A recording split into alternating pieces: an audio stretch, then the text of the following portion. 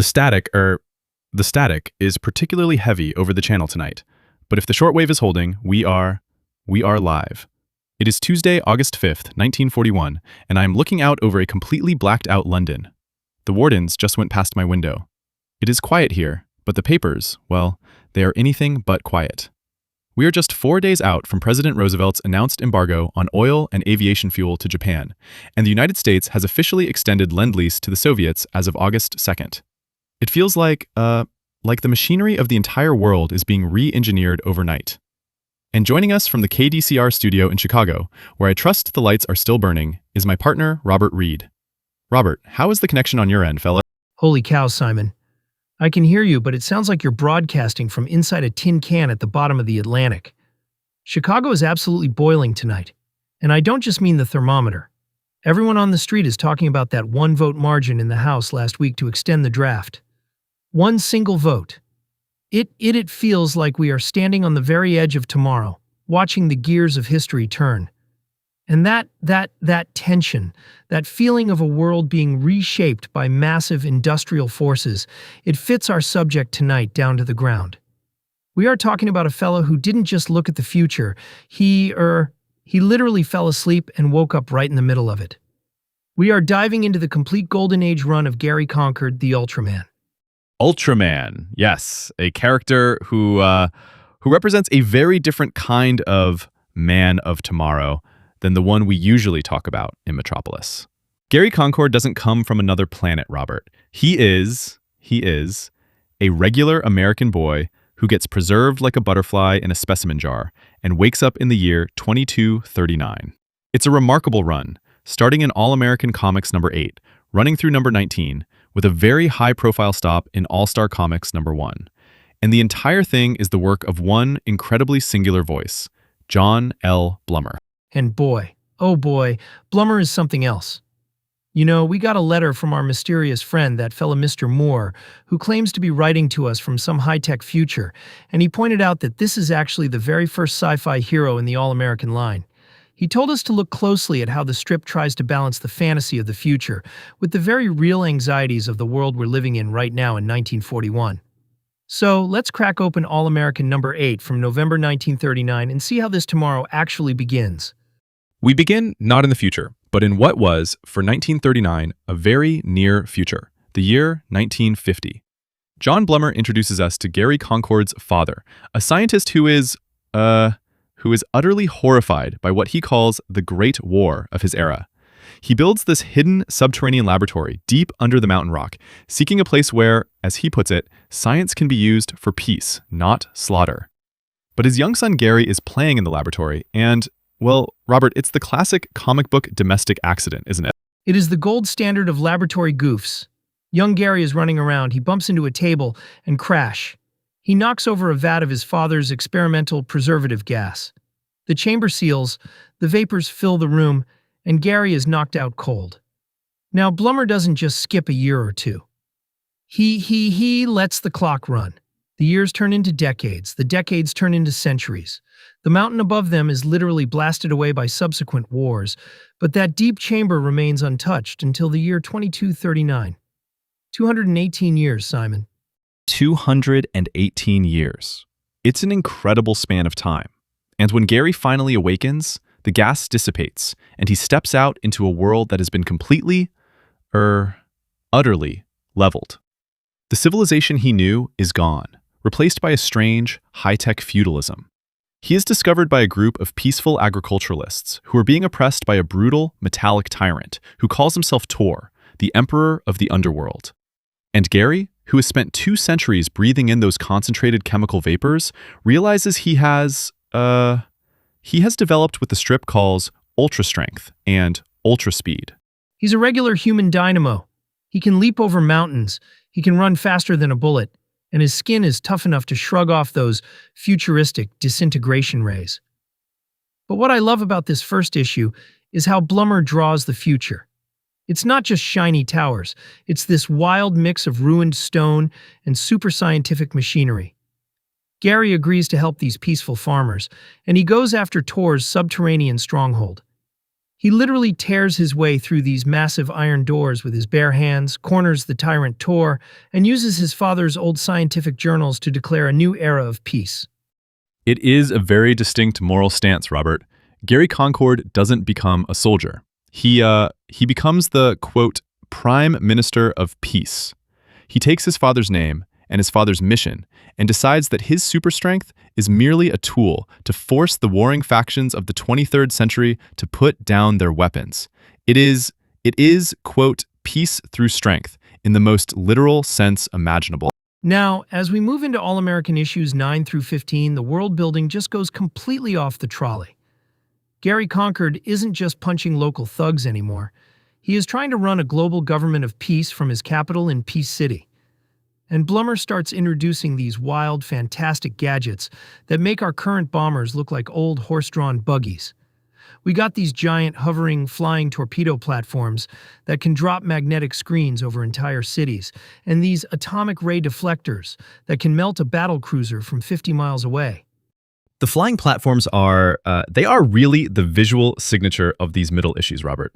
Blummer draws them with this beautiful, clean, architectural draftsmanship.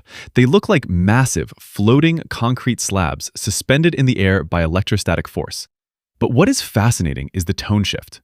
By issue 12 and 13, which came out last year in 1940, the stories start to feel less like a boy's adventure and much more like the defense drills we are seeing in our own cities. There is this constant threat of, quote, global sabotage from secret syndicates who want to turn the atomic reactors against the civilian populations. Oh, the sabotage plots are thick. In issue 13, you got these rebel forces trying to hijack the weather control towers to freeze the agricultural districts. Gary has to fly up on these little personal jet harnesses, dodging these giant swirling artificial blizzards.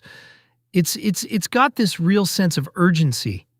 Even though it's set in 2239, you can tell Blummer is looking at the headlines from Europe. The way the villains talk about total mobilization and shattering the democratic peace. It sounds exactly like the shortwave broadcasts we're hearing from Berlin today. It does, indeed. The metaphor is barely a metaphor at all. Gary Concord's struggle is the struggle of a liberal democracy, trying to maintain its values while being forced to build massive, terrifying weapons of deterrence.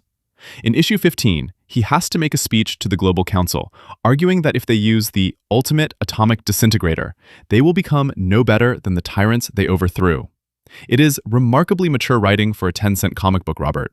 It's asking whether you can use the tools of total war to preserve a lasting peace. And that brings us to the big league, Simon. In the summer of 1940, All-Star Comics #1 hits the stands, and who is right there on the roster next to the Flash and Hawkman? Gary Concord, the Ultraman. It was this massive crossover establishing that Gary's adventures aren't just some isolated story, but are part of the main All-American family. Even though he's technically living 200 years in the future, the editors found a way to link his legacy to the modern heroes. It was a brief but very bright spotlight, Robert. But then we return to his solo run in All-American issues 16 through 19, and the world gets even stranger. Gary is forced to go deep underground to fight the, quote, subsurface empires, these subterranean civilizations that have been living in the Earth's crust since the Great War of 1950. The art in these final issues is incredibly dense, with Blummer using these heavy, cross-hatched shadows to show the dark, claustrophobic tunnels beneath the future America. And then, Simon, we got that strange message from Mr. Moore. He sent us a note through our email line, distinguishedcomicsradio@gmail.com, and he told us that All-American number 19, which is sitting right here on my desk with a cover date of October 1940, is the absolute end of the line. He said Gary Concord never appears again in the Golden Age. He just vanishes from the publishing schedule. It seems so sudden, especially after he was just featured in All-Star #1. It is an abrupt departure, indeed. In issue 19, Gary is still fighting to maintain the peace, dealing with a rogue scientific syndicate that has developed a mind control ray that can turn entire populations into obedient laborers. He defeats them, of course, but the story ends with him looking out over the futuristic skyline, wondering if the struggle for peace will ever truly end. And then, silence. No next issue promise, no farewell, just the end of the feature. So, we gotta talk about the fella behind the curtain. Jon L. Blummer. Now, this is a guy who didn't just sign his name, Jon L. Blummer. He had this pen name, Jon L, which he used on his strips. And you can spot his work from a mile away. His art is so clean, so architectural.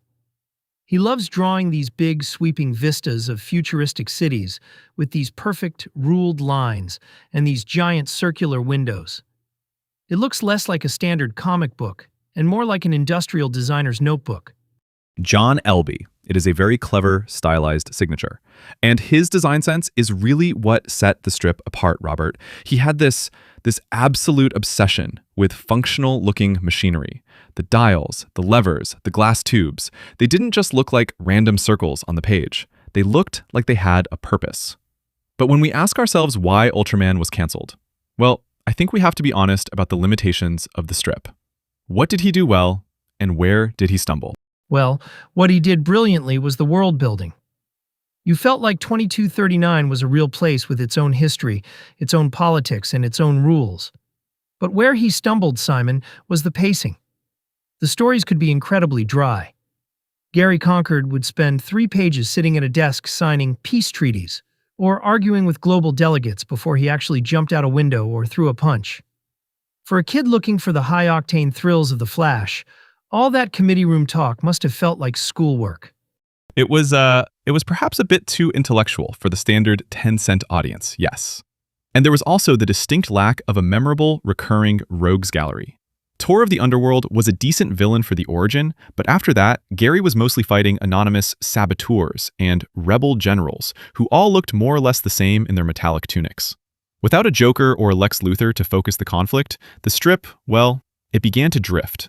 It lost its narrative hook. That's it exactly. You need a big, colorful bad guy to keep the kids coming back every month.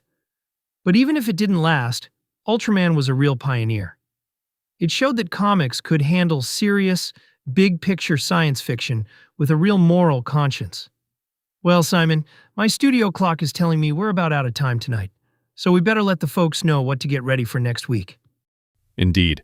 For our next standard broadcast, we are finally returning to the dark, wet streets of Gotham City.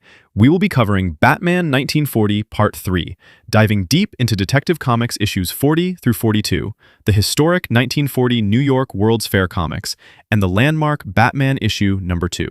It is going to be an absolute blockbuster of a show, friends. Oh, you bet it is. If you want to send us a line, write to us at distinguishedcomicsradio@gmail.com. Tell us what you think of Gary Concord, or if you think Mr. Moore really is writing to us from the year 2024. Keep your chin up, Simon, and watch out for those air raids over London. I will keep my lamp dim and my ears open, Robert. To all our listeners, keep supporting the boys in uniform, keep your eyes on the funny pages, and we will see you on the next program. Good night, folks.